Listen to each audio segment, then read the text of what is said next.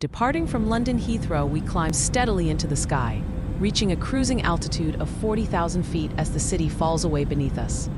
A west-to-east jet stream carries us forward, with tailwinds approaching 180 kilometers per hour, helping us glide smoothly toward India. For roughly 7,200 kilometers, we're suspended between continents, between midday clouds and twilight seas.